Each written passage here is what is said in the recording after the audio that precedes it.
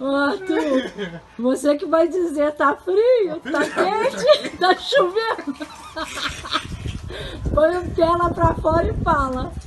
Vamos ver. Oh, meu Deus.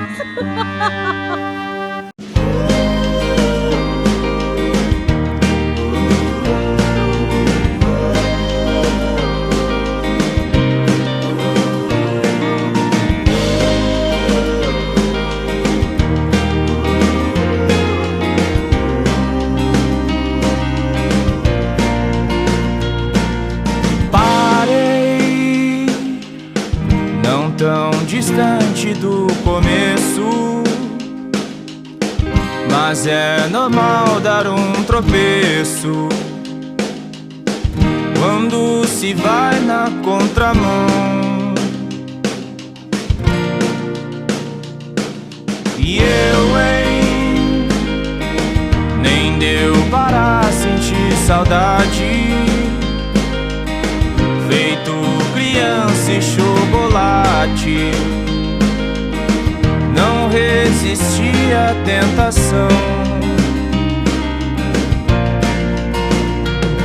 Se é pra falar, seja sincero, por favor. De que adianta se enganar? Prefiro ser um sonhador.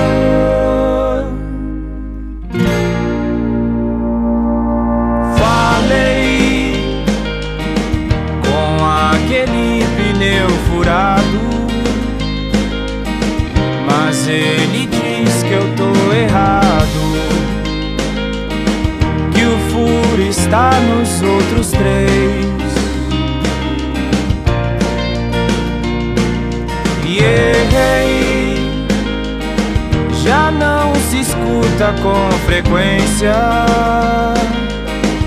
O que importa é a aparência. Hoje ganhei um seguidor. Se é pra falar, seja sincero, por favor. De que adianta se enganar? Prefiro ser um sonhador.